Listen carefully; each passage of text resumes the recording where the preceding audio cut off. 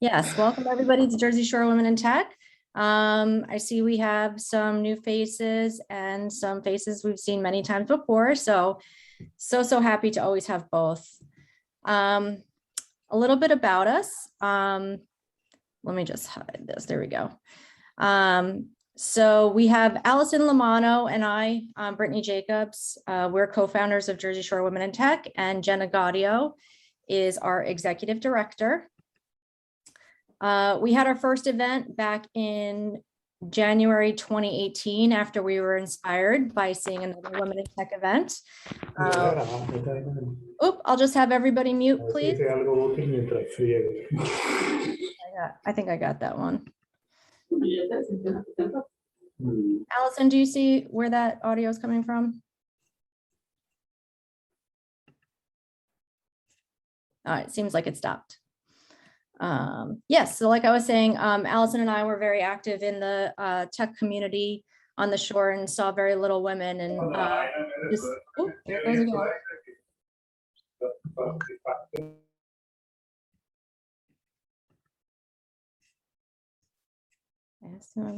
I can't find who it is.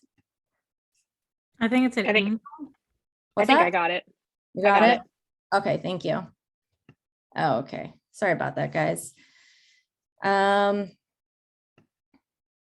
So yes, Allison and I were at a lot of tech events in the area, didn't really see a whole lot of women, and we really wanted to encourage women to come out to more tech events.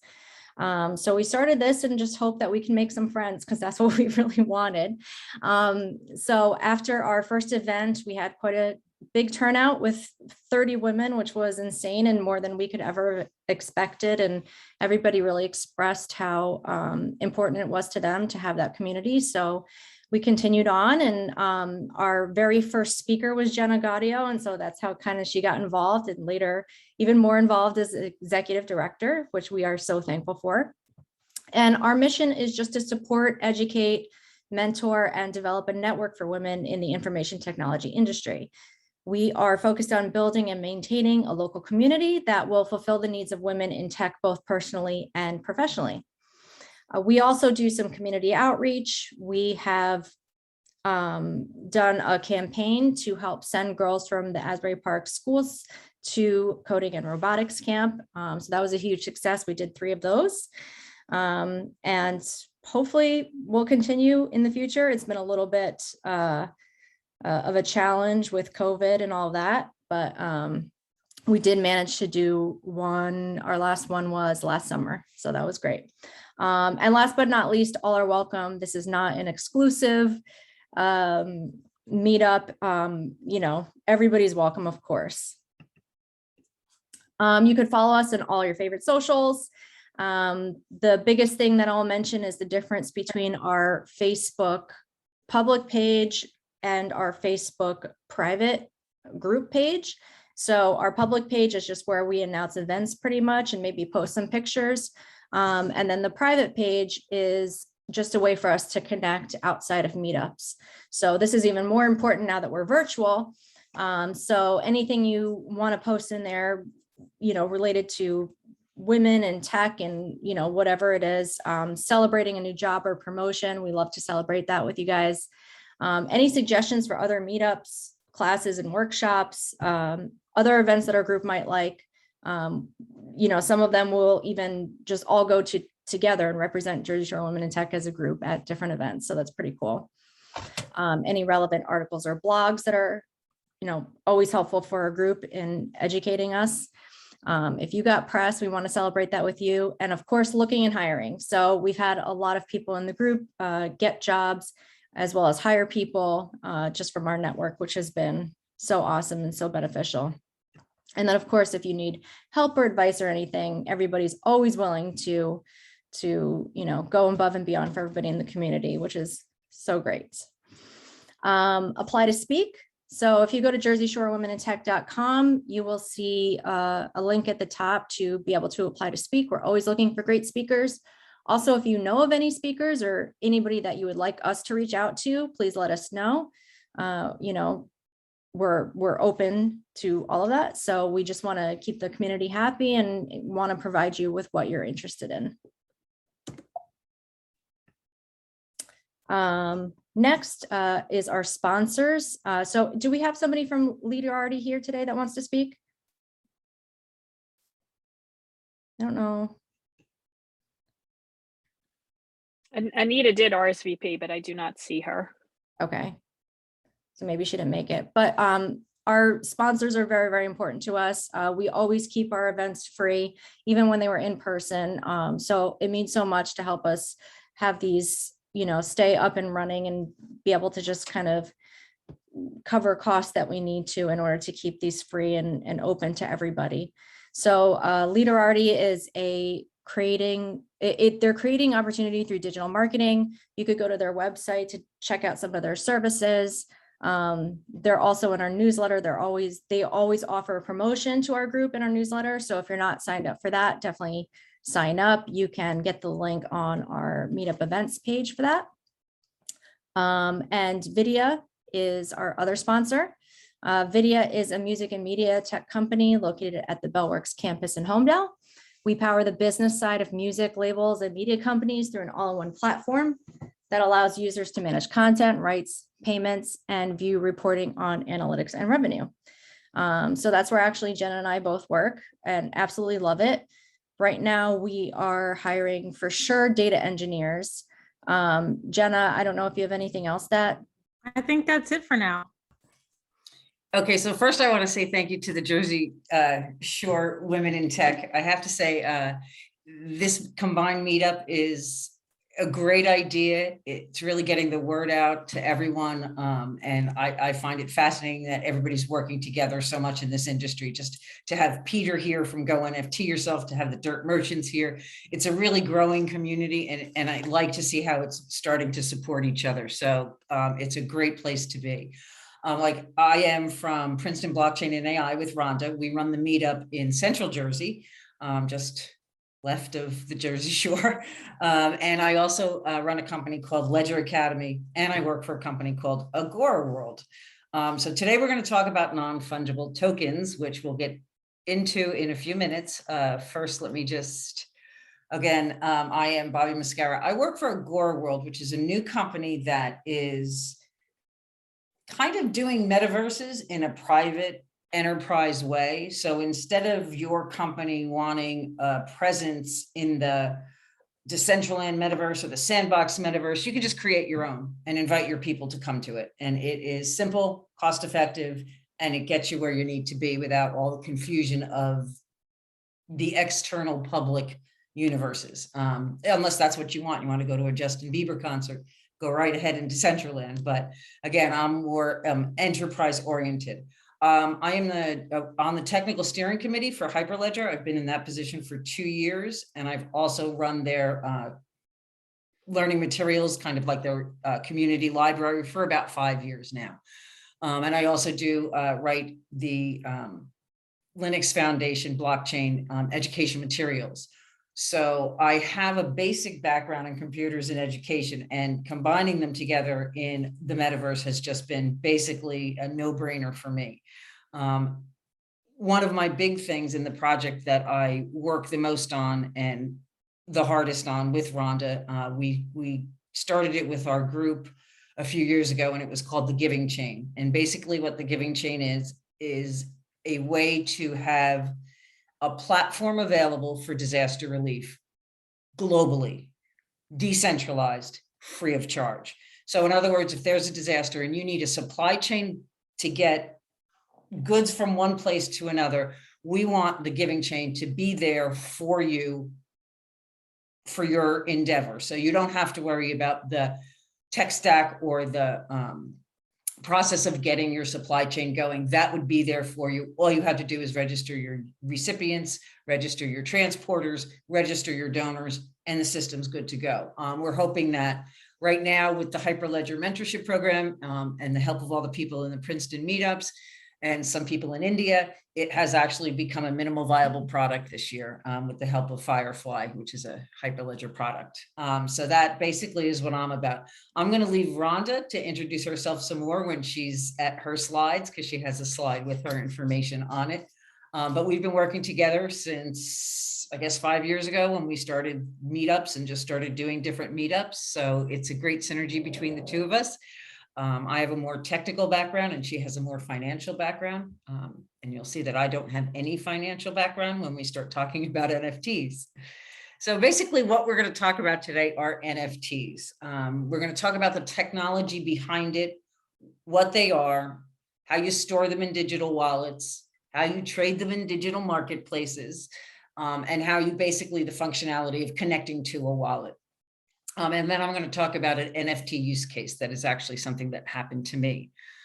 So all of these technologies seem really confusing, but if you take them at a piece at a time, it's really understandable for anybody. So let's first talk about how we do this. So the first technology that came around in order for NFTs to be viable is blockchain. And blockchain came around first. And again, I'm going to use the example of the giving chain. 3 years ago, when we tried to do the giving chain, it didn't work. It worked in a proof of concept, but actually getting the technology to work wasn't feasible at the time. And that's because NFTs weren't there yet. And I'll explain how that works in a minute. So then cryptocurrencies came, and that's the ability to transfer value using this blockchain technology. And that was really important too, in order for NFTs to be created. So through blockchain and through cryptocurrencies, you have NFTs now. And again, we'll get into what they are in a minute. And now a place to show them is going to be the metaverse. So these 4 new terms all work together to bring you where you can show this stuff off in the metaverse. Again, the growth of the internet. So right now, this technology just didn't start. It just didn't pop up. People have been working on this stuff for decades. It just combined in the correct way in the past 12 years. So the growth of the internet is important because you can't have a blockchain if you don't have the internet. You can't have any of this if you don't have an internet connection. So even when people are talking about, oh, we're going to bank the unbanked, we're going to do all these wonderful things, people still need that internet connection. They still need a way to talk to a blockchain. So basically, what is the internet? We're going to go through this very fast. It started in 1960 with UCLA and Stanford. They wanted to have redundancy in their files, so they tried to send a file from one place to another. That was the first time information had ever been transferred or anything using the precursor for what the internet is. And once they started doing that, again, new technology, this is what's happening now with the blockchain and new technology as well, is that standards needed to be developed. So those standards, you might have heard these words before, not really understood them, but the way that these packets of information were transferred is through TCP, and we're not going to get into what that means. It's just a protocol for people. It's kind of like when you think about your phone number. If you dial 609, you know that is an area code for New Jersey. If it's a 1 in front of it, it's the United States. Then you have the area code for New Jersey, and then you have the city, and then you have your house. So basically that standard for the phone number needed to be developed before people could use the phone globally. So basically those are the standards for the internet. And then the HTTP, which was allowing people to view these packets of information, which led to the World Wide Web, where everybody here is kind of involved in and already knows what that is. And then in 2009, some other technologies that were floating around were combined in this Bitcoin white paper. So all of those things we still use for all of these NFTs and all of these blockchains. But now people are calling the web or classifying the web into 3 different sections.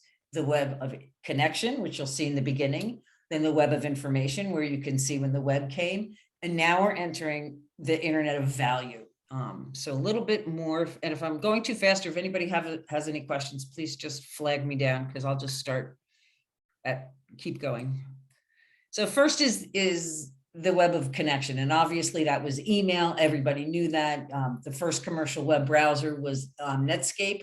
Before that, really, people it wasn't something that was available to the population. You needed to have a company with a big server with all this big stuff to do it. But when Netscape came out and had the ability to put all this information on a computer in your house, that was a game changer.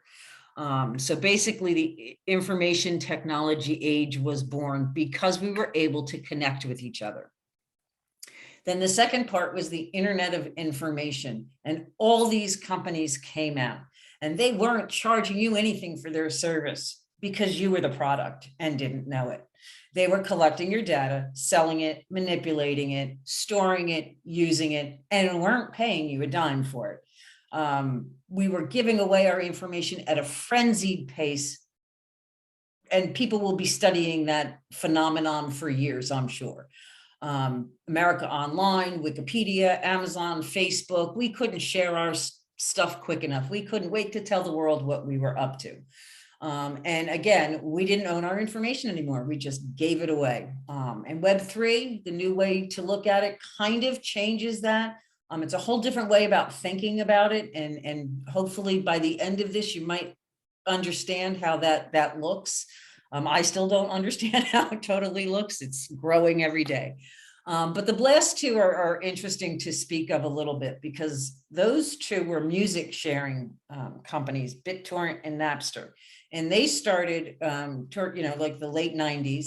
And basically what they did was they set up file sharing for music, going against all trademark and all copyright for these musicians, which absolutely was not right.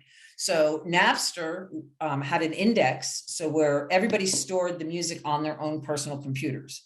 And Napster would supply an index. So if you wanted, say, a Bruce Springsteen song from this concert, you could go to the index and find out whose computer it was on and grab it. BitTorrent did type the same exact thing, except for they didn't have an index. The system just would connect with the packet that had that file. When the musicians started to get angry because this information was copyrighted, it was theirs and they weren't getting any credit for it, they sued Napster and BitTorrent, and the government agreed with them. And they went to Napster and they said, you need to take your index down. You can't do this anymore. And they did. And Napster business model fell apart. They went to BitTorrent and said, turn yourself off. And BitTorrent said, we can't. We don't have anything. We're decentralized. We don't have a central server to turn off. We don't have an index to pull. As long as two people are running the BitTorrent protocol on their computer, BitTorrent still worked. Again, there was a lot of faults with that kind of file sharing. Your files were corrupt. They weren't what you said. You didn't know if you were getting any kind of security, malicious attachments. It wasn't a sound system to begin with. But it was the first one that gave us a look about what decentralization really can mean. Again, BitTorrent is still working today. It has a completely different business model, but they're still kicking today. And so that decentralization kind of gave us the first look as to where we're headed now, which is the Internet of Value. So if you think about the Internet of Information and Connection, when we first were getting used to email, we never thought it would take over like it did. Well, people old like I never thought it would take over like it did. We never thought that faxing and all those things would go away, especially if you were in title insurance companies or attorneys. You needed that piece of paper. And now email, digital signatures, that stuff is commonplace now in all these companies. And that's going to happen with value. The way we transfer value is going to change completely. It already has. So gone will be the days where you need a central authority to tell you what you have in your wallet and how you can control it. You'll be able to control your information and your value yourself. And how this came about was by the white paper by an anonymous man named Satoshi Nakamoto. He took concepts that were around digital cash, cryptography, all sorts of different ideas, put it together in a working platform, and used the word blockchain, or actually he didn't use the word blockchain, but it became known as the blockchain. So for the first time, this information was put together in a system.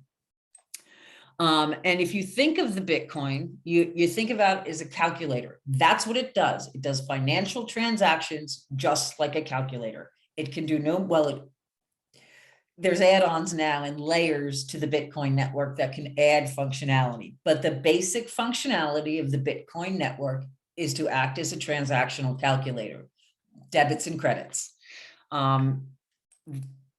So basically in a decentralized way. So there is no central bank or central authority. So our model, the government issues money, a bank will tell you exactly how much you have, they'll hold it for you, they'll tell you, you know, how much, where you can pull it out in an ATM, and it's controlled by that two-party system, the government and the banks.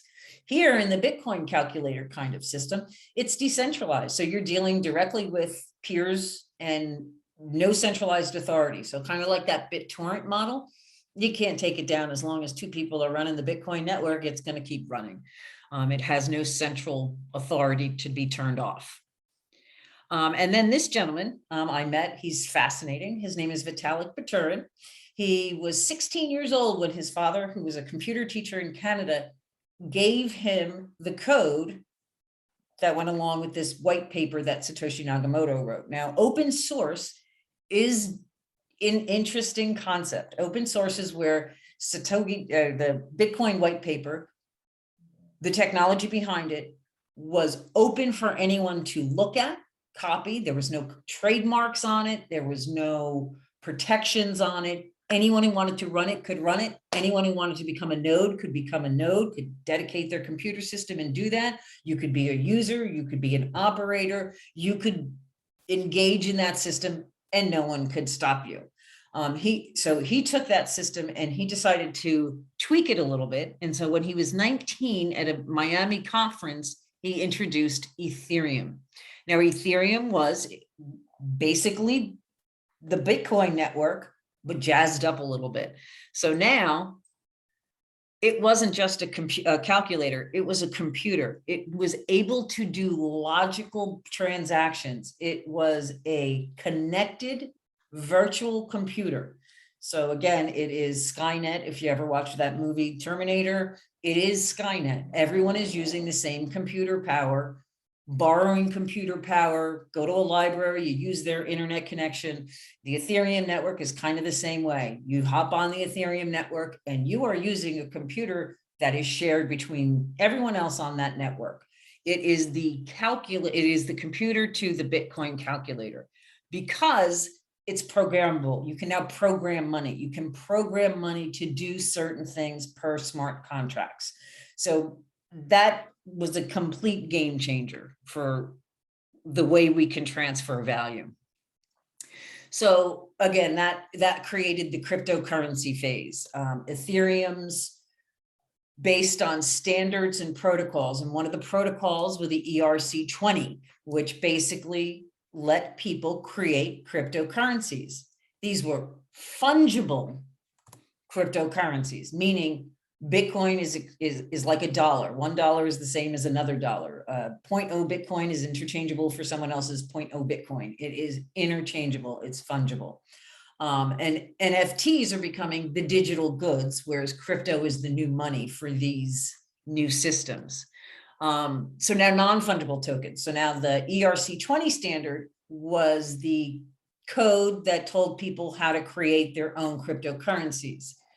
The ERC 1120 and the 721 are new standards that allow people to create non-fungible tokens. So that's the whole minting, that whole idea that you're hearing about. And so non-fungible tokens can be a lot of things. These are just digital artworks. These 5 cryptocurrencies are part of my story that we're going to get into in a few minutes. So just keep those non-fungible tokens in mind while we keep moving. Okay, so what's valuable? To me, my wedding ring is very valuable. If I lost it, I would probably spend more money than it's worth looking for it. That's how valuable it is to me. It is only valuable to someone else for the cost of the diamond. It has no meaning to them like it does to me. The Mona Lisa, the world agrees she's more valuable than a picture you buy at Wayfair. There is something intrinsically interesting about looking at this picture. I've seen her, it's amazing. And the world agrees that there's value there. Is the world going to agree that her digital version, which is for sale for, I think that's like $100,000 million, if somebody's going to buy this, I don't know, but the Museum of Modern Art is taking a chance and going to see if somebody wants to buy the Mona Lisa digital version. That's produced by the MoMA, so it is the authenticated non-fungible version, if they say so, right? This stuff, I mean, this stuff was selling for millions of dollars. Who'd have thought a picture of a monkey would sell for $1 million? These things are now valuable in a new, completely new environment. 5 years ago, if you told somebody that they were going to buy a crypto punk for $1 million, you would have no idea what they were talking about. And now everybody knows what they're talking about.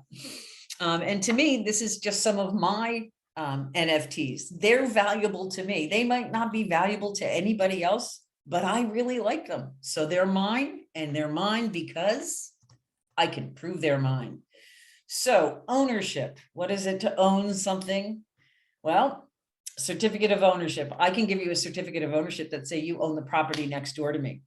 If I don't have title to that property, I have no right to give you that certificate of ownership. In the old days, miners used to go to trees at the beginning of the rivers where they were mining for gold, and they used to write which plot each person had.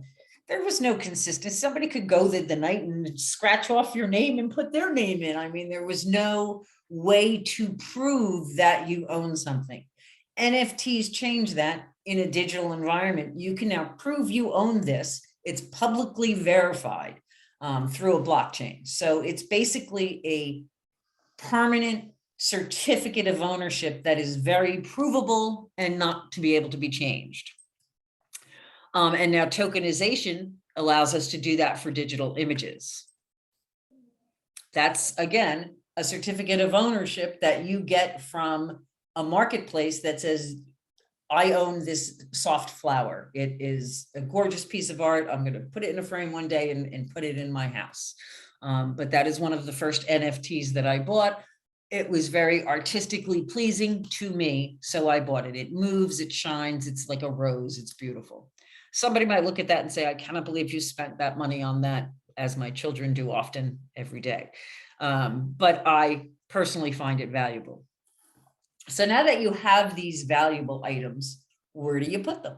Well, a new idea of a digital wallet. So everybody knows the wallet that's in your back pocket and holds your dollars. Digital wallet is the same thing. It works on a computer and it holds your cryptocurrencies. It is an application that allows you to transact with the blockchain. It allows you to store, if you have the correct keys, your NFTs in a safe, and we'll talk about safe in a minute, environment. If you want to send Bitcoin to somebody, or you want to send something on the Bitcoin network, it can only be Bitcoin. If you want to send Ethereum, you must send it on the Ethereum network. Same thing with Dogecoin must be sent. You can't send Dogecoin on the Bitcoin network. They only accept their own cryptocurrency. The blockchain that created that cryptocurrency is the only place that you can transact. So now there's all different kinds of digital currencies. There's Solana, there's crypto, there's just a ton of them. So getting familiar, most people start with the basic Bitcoin and Ethereum because it's the most popular. There's the most educational materials out there for them, and it's a great way to start. But because people want to exchange on different networks, there's multi-currency wallets. Now, Metamask is becoming a multi-currency wallet. You can store more than just Ethereum now. You could always store tokens that were created with that ERC20 platform and protocol on Metamask because it is Ethereum compatible. You can't store Bitcoin on an Ethereum wallet, on a MetaMask wallet. It just doesn't work. You need a multi-currency wallet. So there's Jack's Liberty is the one I use. There's a ton of them. Coinbase happens to be one of them now. Most wallets are multi-tenants wallets now. They didn't start that way. They started out to be you can only change Bitcoin on this wallet. You can only have Dogecoin in this wallet. Now most wallets you can house everything, and they offer a way to exchange or swap the currencies. So in case you want to buy something with Ethereum and you don't have enough Ethereum, you can trade your Bitcoin for Ethereum right inside the wallet now. And that's called an atomic swap, swapping between currencies. So MetaMask, what is MetaMask? MetaMask is the standard right now. There are so many competitors coming down the road, but right now MetaMask works best. It is an Ethereum based product. One of the creators of Ethereum, his name is Joe Lubin, and he started a company called Consensus, and MetaMask is a consensus product.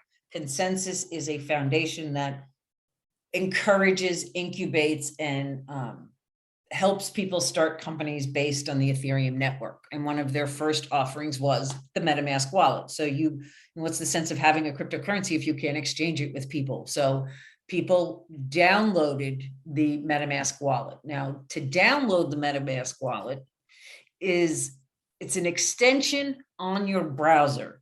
So a lot of people don't understand how to get the wallet.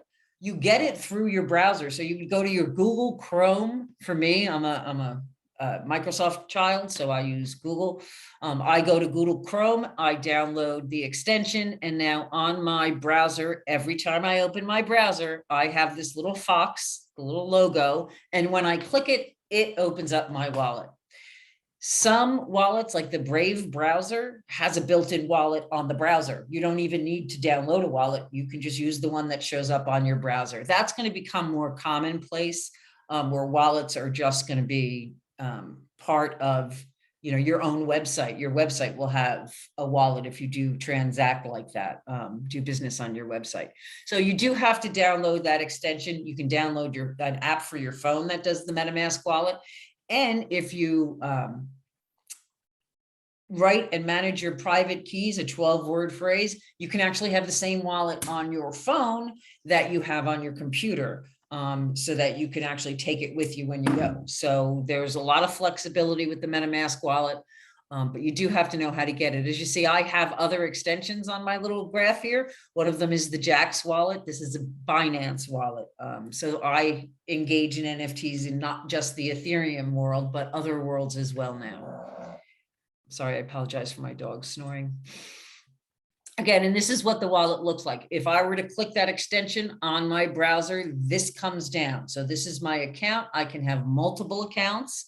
My wallet is identified. I always grab the last 3 digits. So I call this one 205. 205 has $8.06.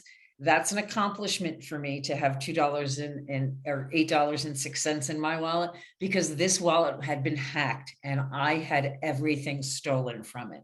So that's part of my story, which we're going to get into as a precautionary tale for other people. So that's just keeping that $8 in there is a huge thing for me. And you'll see why in a minute. So again, marketplaces. So now you have the wallet.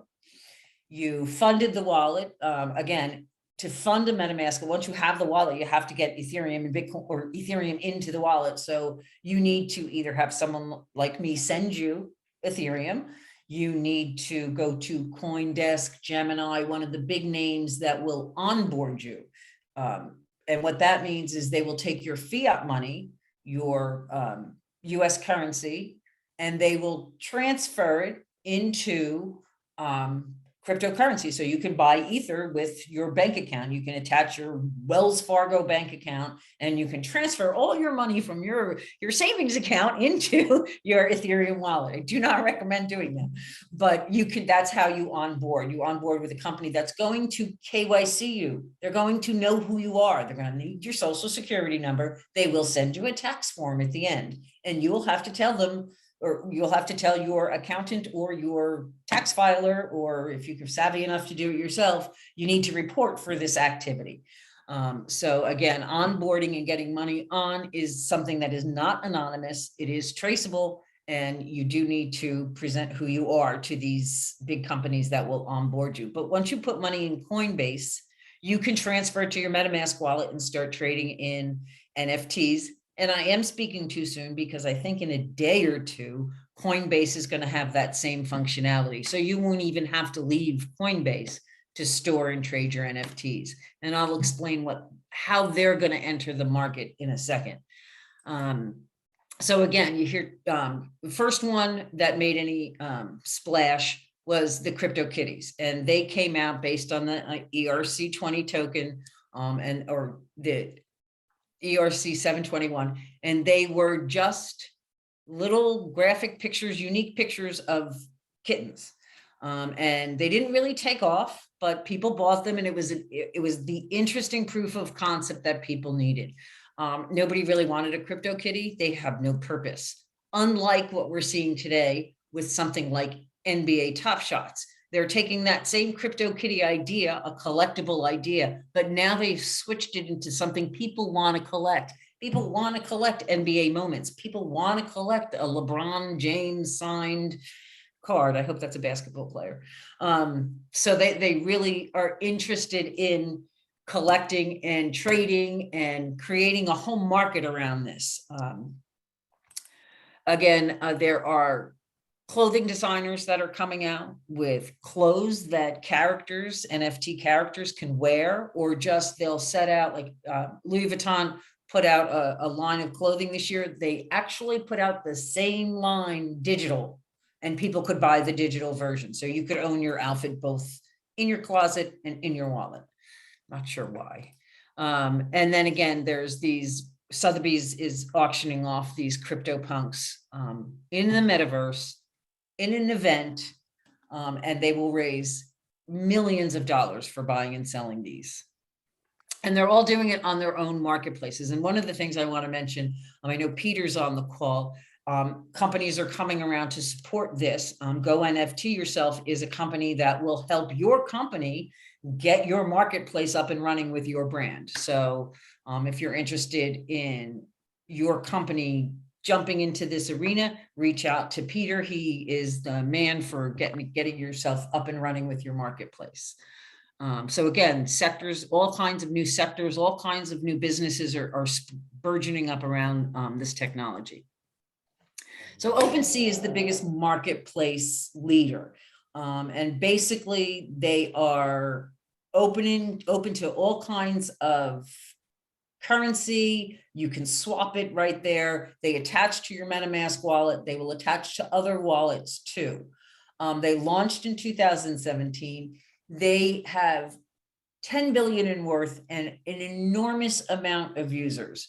The one thing that I found interesting in my notes, and I want to see if I wrote it down anywhere. Yeah. So one more thing you need to know about Opensea is that every single transaction, they take 2.5% of the transaction. That's not the gas fees for the MetaMask transaction for running your smart contract. That's just what they take off the top. So imagine how much money they're making if they're taking 2.5% of every transaction, and $10 billion has been transacted since 2017. Okay, that's insane numbers.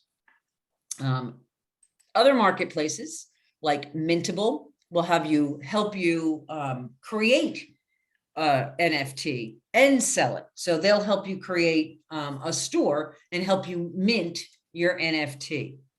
Another marketplace is Larva Labs. They're the ones that deal with the crypto punks, and they come out with new offerings or new sets of NFTs that they sell on their platform. Solana has a blockchain now and an NFT collection. You get a phantom wallet and you can get some Solana based NFTs, and they're pretty funky. I own a couple of those too. And then crypto, that's the one that the stadium's named after originally, and Matt Damon is the spokesperson for, and they have their own look and feel and their own idea of what an NFT marketplace is. I do want to say something about the next slide that I'm going to show. It has a lot of marketplaces. And one thing you have to know is if you go to the Mintable marketplace and it's going to ask you to attach to your wallet, whether it's a MetaMask wallet or another wallet. So you attach to your MetaMask wallet. The NFTs you bought in Opensea will show up in Mintable, because it is not the marketplace that owns your NFTs. It's you. They're in your wallet. So whatever one of these marketplaces you go to, you connect your wallet to, it's going to see what's in your wallet. So whatever you have on Opensea, you can see in Mintable. So I don't know if that clarifies a lot for people. Again, and DraftKings is just another example of a marketplace that deals with just sports stuff. No, I'm sorry, and betting. prediction markets. So now this is information from, yes.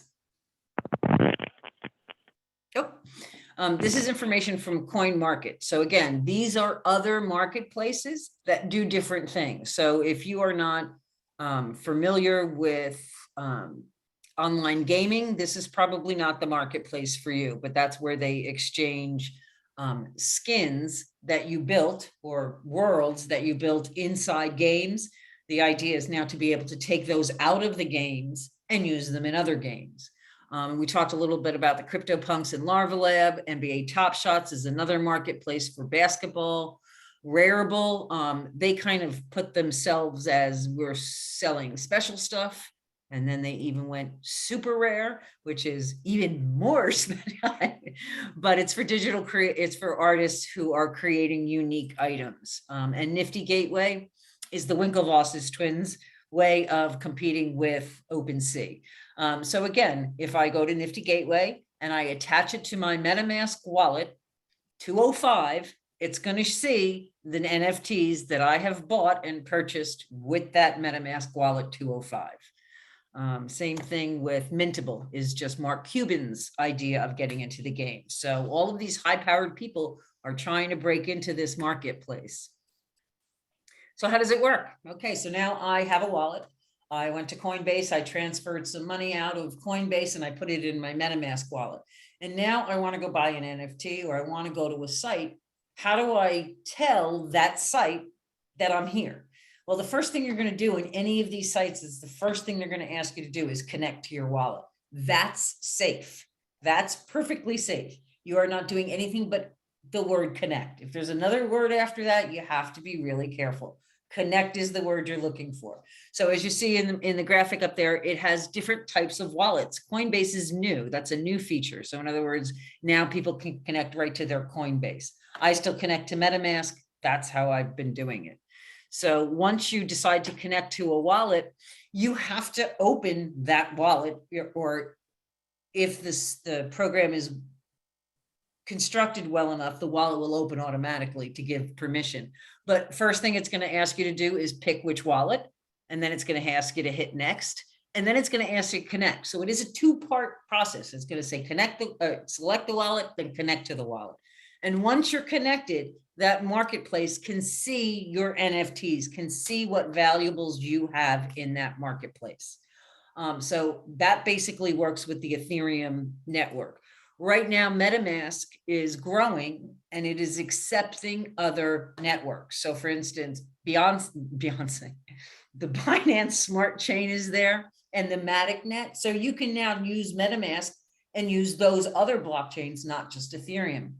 My project, the Giving Chain, which now works because of NFTs, we use the test network because a donation really doesn't have any value that needs to be transacted. We're just shifting it for ownership's sake. So our NFT project, we take a donation, we take a picture of it, it becomes an NFT, and that's the digital twin that gets transferred with the donation for proof of ownership. So when the transporter collects it, he collects the donation and the NFT.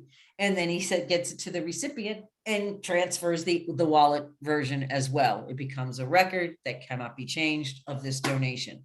But again, that NFT does not need to be on a public network. We're using the test network. A lot of people who are breaking out into the NFT world, there are ways that you can do a MetaMask wallet.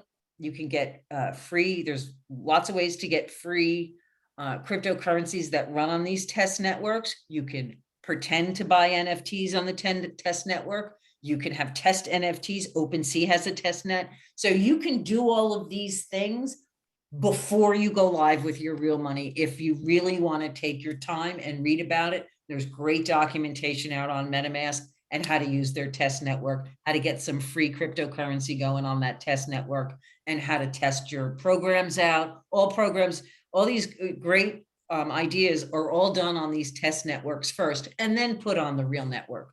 So feel free to use those test networks for your own transferring NFTs, just to see if you can get it right. Again, you connect with MetaMask. And again, this is the Giving Chain project I was just talking about. I didn't have the pictures up. So we connect with the test network to do our on-chain donations. And you can see the pictures of the NFTs as the donations get transferred through. So basically the NFTs were the supply chain piece we were missing in the first time we did the project. So now my story. So I am pretty tech savvy. I'm on the technical steering committee of Hyperledger. I've been writing code and teaching code for a really long time. I can spin up a blockchain. I've written an Ethereum contract. I had all my NFTs stolen. I did. It was just heartbreaking. So these were the 5 NFTs that I had stolen. They were nicely sitting in my Metamask wallet one day. There's one of them in there. You can see my desperate ape wife. And they were stored in Metamask. I was doing something on my computer where I saw them. I went to dinner for 3 hours. I came back and I noticed that my number that I collected of NFTs was shy by 5. That was the only way I knew I had a theft. No one told me my NFTs were missing. No one alerted me that there was something going on. I noticed it, and I still really haven't gotten any response or customer service back from anybody to help me do it, because these wallets are non-custodial, meaning MetaMask doesn't care what you're doing. Opensea is not in control of your wallet at all, so they can't help you. And MetaMask is sticking by the fact that they're not a custodial wallet. I have a difference of opinion on that, but that's something else. So I went, after I noticed that my number of collected NFTs was down by 5, I went to my activity tab, which is right up here, and you can see everything that's happened in your MetaMask wallet through this Opensea browser. And I saw that someone named C5, E5, E3 transferred for no money, because the money would be here, my 5 NFTs out of my wallet 3 hours ago. So I took a screenshot and I followed while he then subsequently sold off my NFTs. So, you know, what can I do about that? Dude, I'm watching this gentleman steal and sell my stuff, and I could do nothing about it. I alerted Openseas. They put a reported for suspicious activity on my account and the accounts that I reported it stolen. But by the time they did that, they had to have answered my email first and saw it was too late. They had already been transferred out. So that wasn't very helpful for me. And this is what they said. Thank you for contacting Opensea. We take security very seriously. Please note our volume. It might be weeks till we get back to you. And what they do at the end of this note, which is something, if this ever happens to you, to watch out for, they say, if you still want customer service, you need to respond to this email and tell us. If not, we're closing your ticket. So if I didn't read that line, I would never have heard from Opensea again. I did hear from Brad from Opensea, and Brad was a fraudulent representative from Opensea that spoke to me for about a week, promising me he could get my NFTs back. I knew he couldn't, but I believed him anyway because I wanted them back so desperately. So I listened to Brad, did everything Brad wanted me to do, contacted him, sent him all the information, and then he wanted my private keys to do the transaction. And I knew right then and there he was pulling my leg. So Opensea fraud alert happened quicker than Opensea customer service. I alerted Metamask. They said that my computer had been compromised and basically blamed me for the theft. I liken what happened to your house. If you have a house and you have kids and they go out to walk the dog and leave the door unlocked, someone comes in and robs your house, you don't press charges on your kids. You press charges on the criminal who broke into your house. MetaMask blames you. And these say, this is what happened. You had either a malicious, which is what happened to me. I went to Decentraland, I went to the Sandbox. I was bidding on some stuff in the beta version of the Sandbox. And it was, someone I put a bid on a piece of artwork, which holds some of my money in escrow. By giving permission for that account to hold my escrow, I also, not knowingly, because they slipped in a malicious smart contract, I didn't know that they took possession of my entire account. That's what happened to me. Or someone can say, hey, I'm Metamask customer service. We're just doing a check. Please give me your 12-word phrase. That's BS. They're not helping you. You have to really watch out. No one ever gets don't ever type those 12 words again, unless you're opening a wallet in your cell phone to attach to your browser. So they basically blamed me and said, sorry. I didn't accept that. So I kept bugging them. And what they wanted me, so now they have they froze my account, and I have these NFTs in there I can't transfer out. So I was like, well, what do? They wanted me to go back to the compromised account, send more funds, because you can't transfer this stuff out without gas money. And the criminals only took 5 NFTs because that was all the gas money I had in my account. They're not going to pay to steal my NFTs. They're going to use my money. And I never keep money on. I kept $100 or whatever. They had just enough to steal 5 NFTs to cover the gas fees for it. So they wanted me to put more money in this account, and I did, and it got stolen before I could transfer anything out. So I knew someone was still into my account.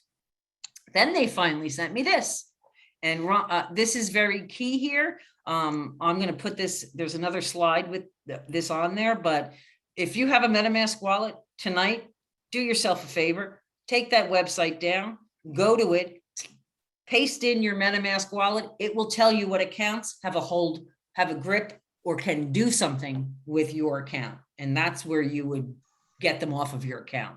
So MetaMask eventually sends you that information. I read it very carefully, saw what I had to do. With the help of MacGyver, who's one of the members of our meetup group, he showed me exactly what to do. It was crazy. I had to get the money in the account to run the smart contract to get them off, and I had to do it before they stole it. It was like a race. I felt like I was like it was ridiculous. But I lost the first one; they stole my money. But the second one, I was faster than them, and I got them off of my account. Lots of fun, right? Good times. And I wrote them this: by not attempting to help with the return of stolen merchandise, you're sending a clear message to the authors of this malicious code that it's okay to raid your customers' accounts. And they sent back, send us your police report or contact legal. And that was it. They don't want anything to do with my problem.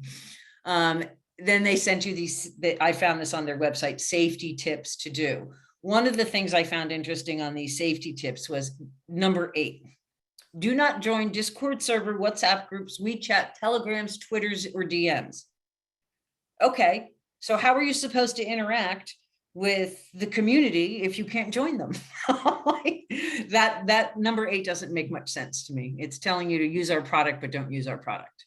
So now the only recourse for me to get my NFTs back are the New Jersey State Police Cyber Division, who I'm in contact with, and I am waiting for my cyber police report, I guess, for the cyber police. We'll see how they do. I guess they can do an injunction on the wallets that now have I don't know what you do, because the people who now own my NFTs are the people who stole them. And I know exactly where my NFTs are. It's a blockchain. It's traceable.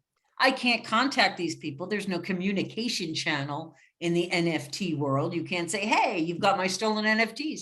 I can just buy them back, make an offer to buy them back. And I haven't really been able to do that because there's something about NFTs that's hard to explain. You become really attached to them. So for instance, and there's a community behind them. That's the big thing. So you are a part of this community. So I notified each one of these communities that my NFTs were stolen. So the first community is the Desperate Ape Wives, and they help you by promoting your NFTs. I minted my Desperate Ape Wife. So I was following the community way before they even had them for sale on Opensea. And I minted my own and I got her. And then part of the community is you have to find an actor or a movie or something, you know, that reminds you of your NFT. I thought I nailed it with the Princess Bride, right? Perfect.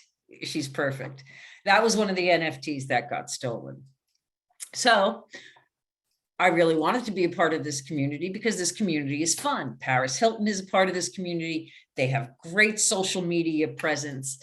They do great yacht parties. So my theft was November 29th, and the yacht party I was due to go to virtually, which even was happening in Miami. You could actually physically go to the yacht party too, but I was going to go to it virtually until I realized I couldn't get in the party because I actually didn't have the NFT in my wallet. She was my ticket to get in. If you don't own a Desperate Ape wife, you can't go to the parties. So I couldn't get in the party.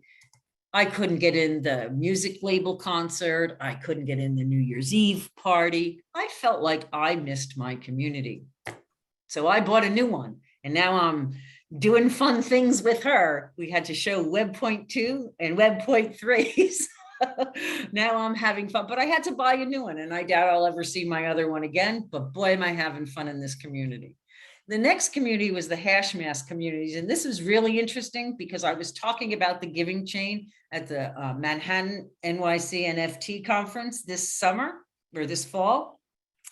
And instead of using the picture of the old lady, I put a picture of one of my NFTs. And of course, that was one of the ones that got stolen. So I'm sitting here writing to people about my stolen NFT, and she's part of my profile. So again, the problem with now, I wanted to go buy her back. So, because I really liked her, she had become part of who I was in my social media definition of myself. And when I went to go buy her back, look what I found. Lots of HashMask communities, spelled different with different, but all 1108 or 11204 was the same one that looked like mine. So now I don't know which community is really the real one. And so I'm just done with HashMasks. The next one were the DeadHeads. So when I was at that NFT NYC convention, I stayed at my girlfriend's house from college, and we were DeadHeads in college. And one of the communities that was coming out that night with their NFT collection were these DeadHeads. It has nothing to do with the band, I found out. It has to do with this entire new world of stormtroopers. It's very fascinating if you follow this story. But the next day I wanted to remember, and this is where NFTs become personal. I wanted to remember my time in New York with my girlfriend, traveling to the different NFT conventions, parties. So I bought that DeadHead the night after the event. Of course, that was one of the ones that got stolen too. And I went to the DeadHead community because I had shown them this picture of me and my girlfriend and how I bought this one. They were all like, oh, on Discord, they were like, oh, that's so cool. Welcome to the community. So I wrote them and I said, unfortunately, I'm not in the community anymore. My DeadHead got stolen. They had such a sense of community that they minted me a new stormtrooper so that I could be in the community and get involved.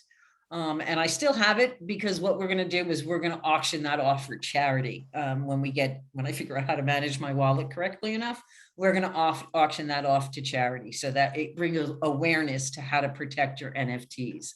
And I'm sure Jersey Tech will be invited to that. And then the other two, I bought one that looked like her because, again, I don't want to pay for my own stuff back. I'm still holding out hope that those state troopers will come through. So I bought one back. And then the fifth one, I guess the people who stole didn't realize it wasn't really worth anything because that's how they didn't get caught. They're still walking around with my money. But they couldn't sell that one out of the holder wallet. So I was able to take pictures, and when it was stuck there, it took them a month to sell that one. I was able to gather information from just the fact that they couldn't clear that wallet out and run away. So again, the only thing that I can recommend, two things to do is three things. Every night when you're using a Metamask wallet, there's a button next to the three dots that say connected sites. Go there and disconnect from every single site you're connected to. Usually it's just going to be Opensea, but do that. Physically disconnect your wallet. It's like leaving your wallet at the bank. You want to take it away from them. You want to keep it in your own possession. Disconnect from every site. Then what you want to do is you definitely want to go to that website, that dapstar.io, type in, and you can see here allowances. If it says unlimited, get rid of it. You don't want someone having unlimited control of your wallet. That's insanity. So that's another thing you can do to protect yourself. And also a hardware wallet. I have mine right here. All those wonderful NFTs you saw that I own right now are actually here, not on the internet. So I can connect this and then deal with them live if I want to get into a concert or whatever, but they are offline from now on because I never want to go to somewhere where, again, I'm building a marketing business off of that Desperate Ape Wife. I have printed up marketing materials for meetups based on that. How companies can build empires based on their NFTs when they can get stolen like this.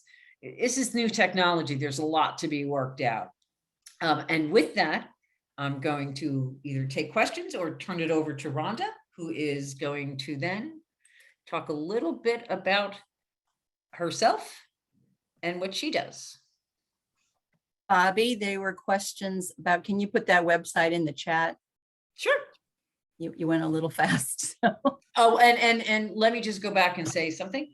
After Rhonda's finished, I'm going to show you this event that we're doing tonight in the metaverse and invite you to join me in the metaverse. You don't have to join me in the metaverse. You can stay in Zoom and watch me walk through the metaverse, but I really encourage you to just go to ledgeracademy.com. There's a little bit of code you have to download first from Agora World. And once you do that, you can come in and join us where I have all these slides up for you to look at your leisure. And I will put that in the chat.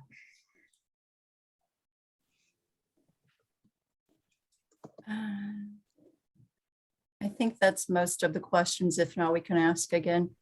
Thank you very much, Bobbi, for that wonderful presentation. My name is Rhonda Okamoto again, and Bobbi and I run the Princeton Blockchain and AI Meetup. And the reason that we became such good friends is when we'd go to these blockchain events, it'd be her and I. There wasn't a whole lot of other women. So that's why we wanted to promote the Princeton Blockchain and AI Meetup. All right, get my cat down here.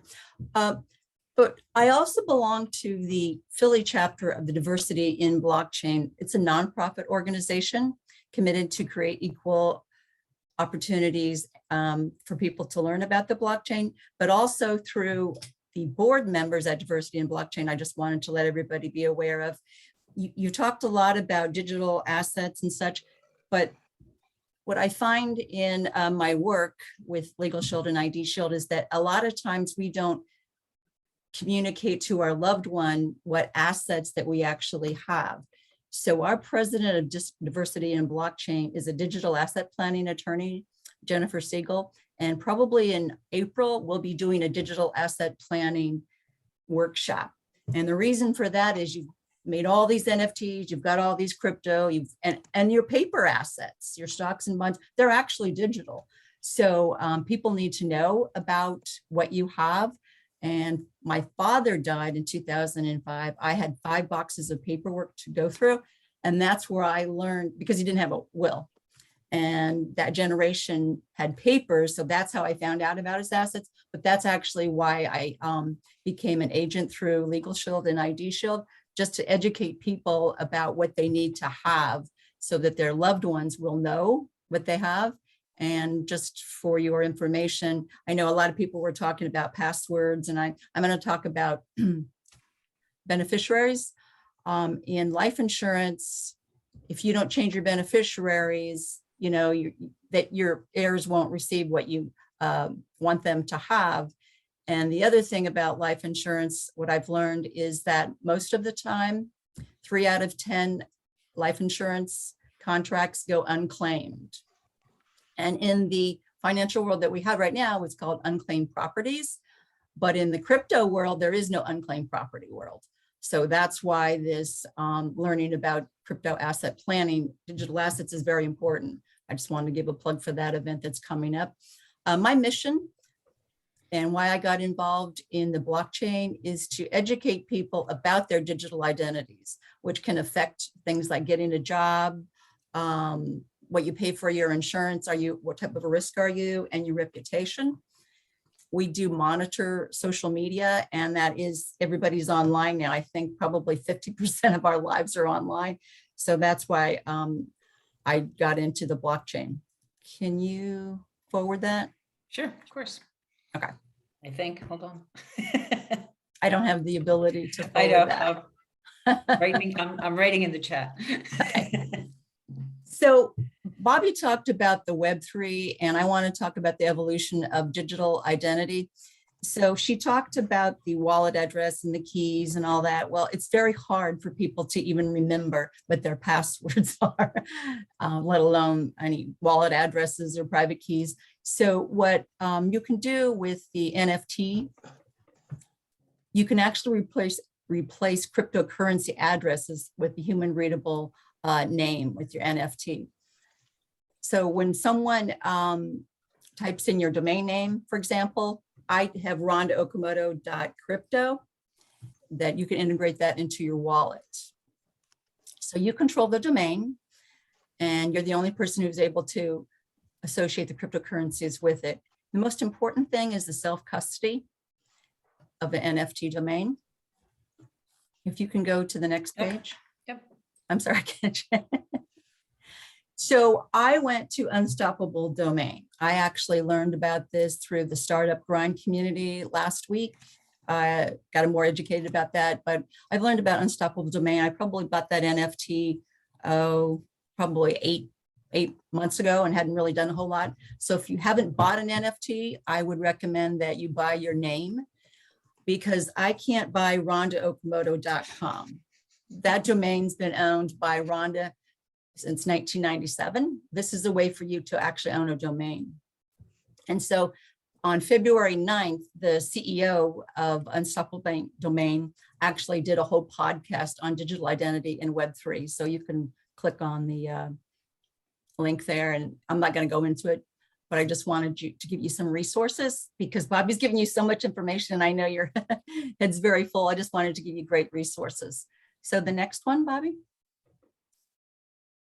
Again, what is an NFT domain? I think a lot of us understand a domain, but in the blockchain world, they're launched as a smart contract on the public blockchain, ERC 721.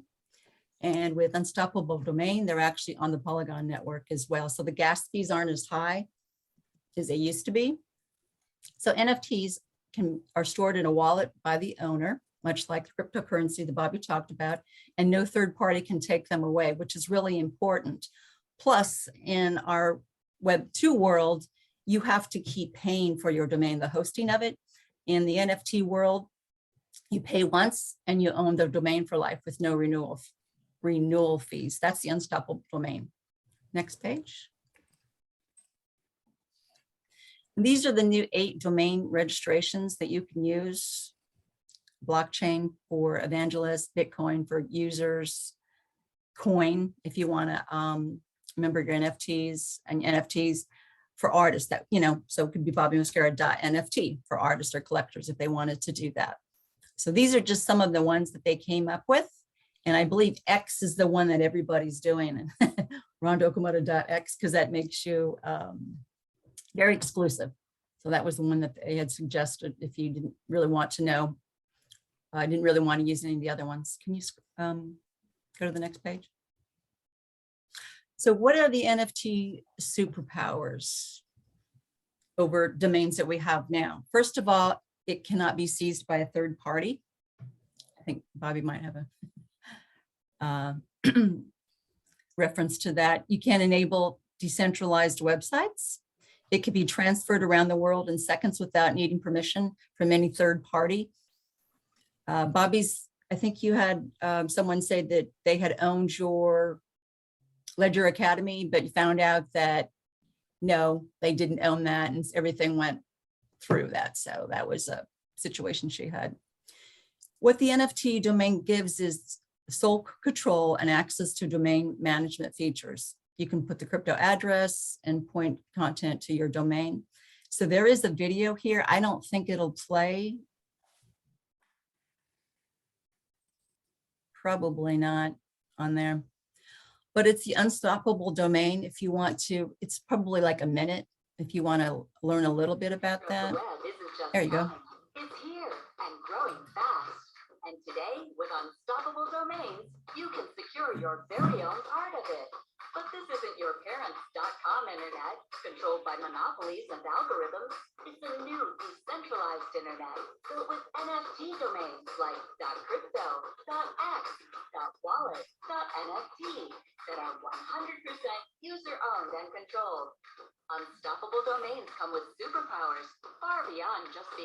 host websites. They can also be used as logins for dApps, as usernames to replace all your horribly complicated wallet addresses for sending and receiving crypto.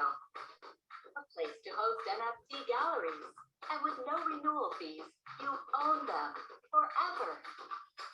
Whether you are discovering crypto, a blockchain enthusiast, or preparing the next big thing, get in first and secure your unstoppable domain name today.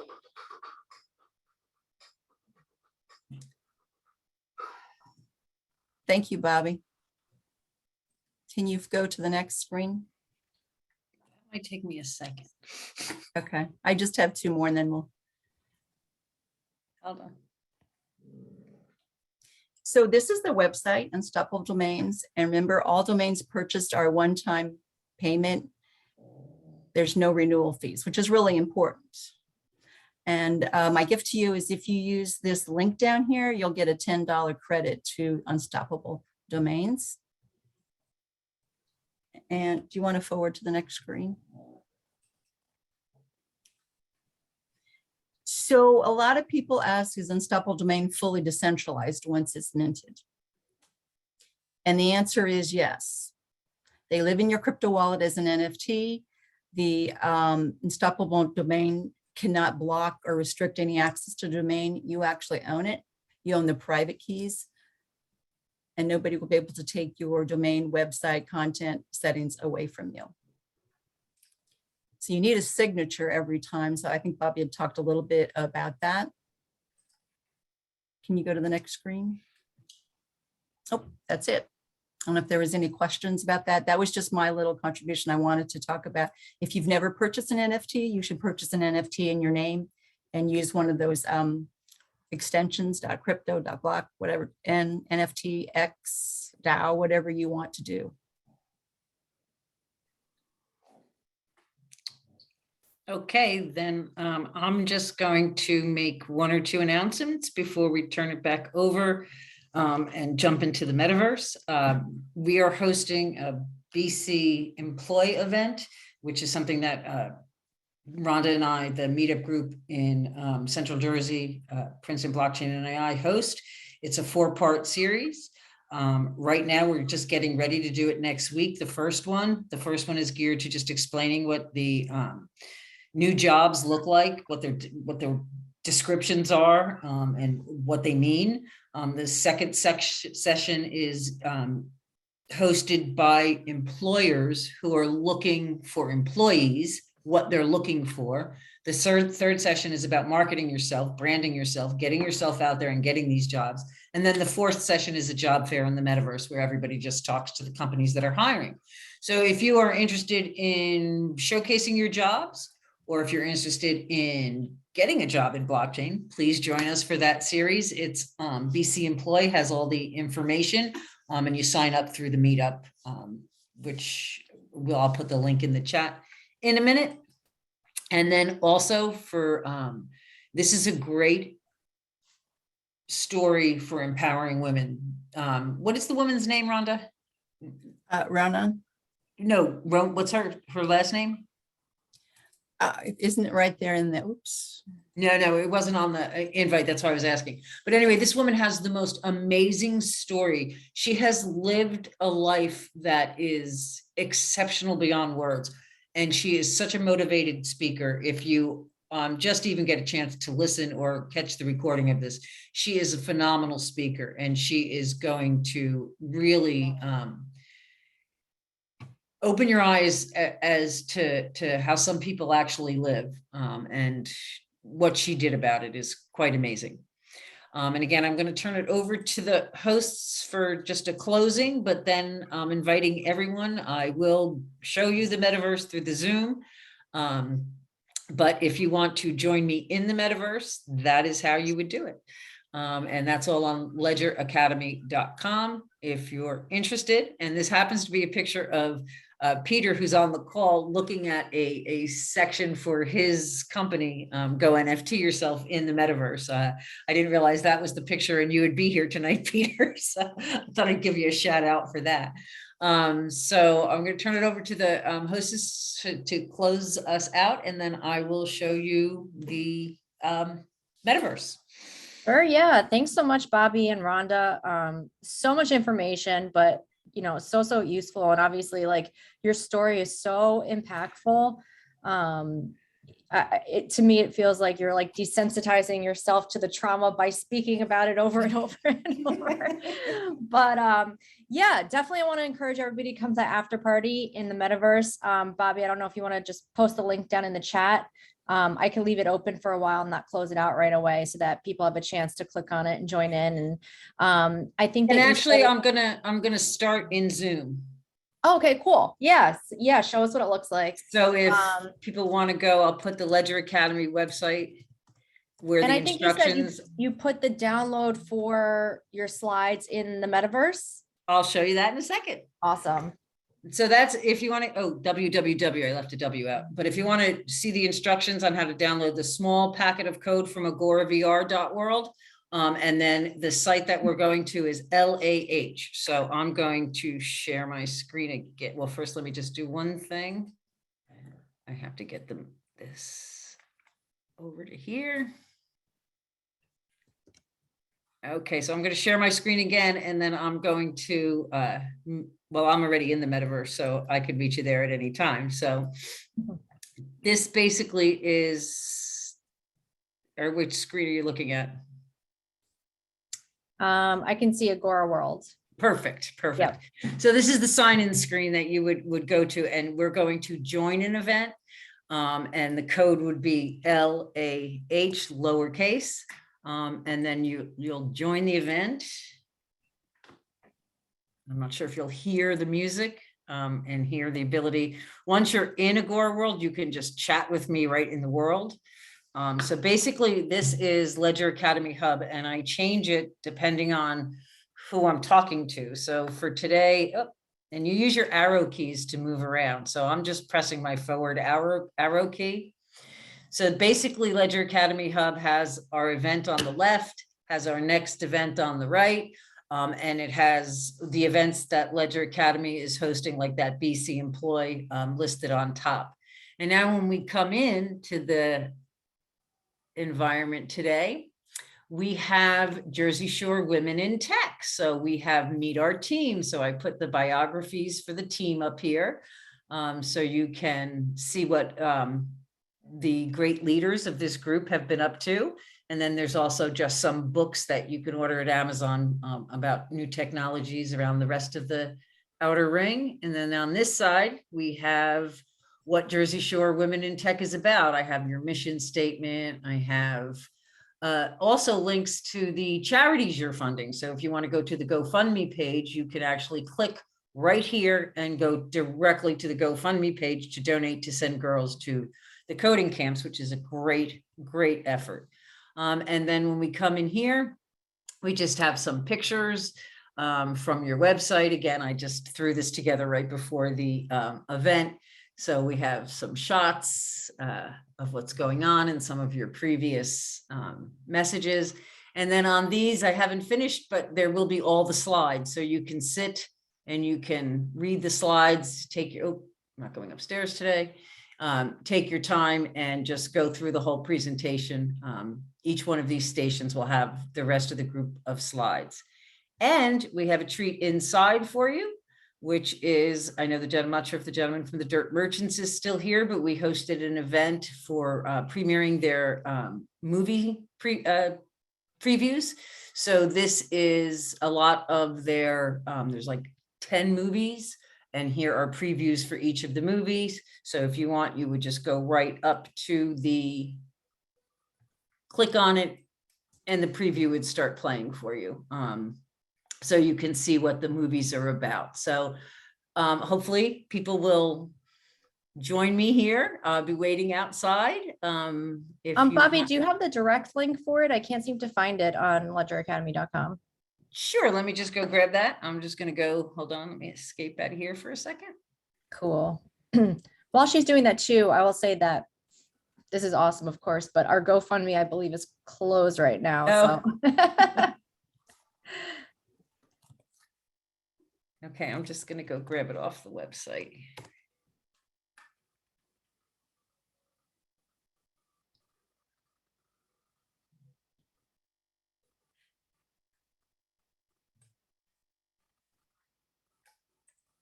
So if you have the software, you would just go to the first link, and if you need to download it, you would go to the second. So that's the first link. And then this would be the second one if you needed to grab the little snippet of code.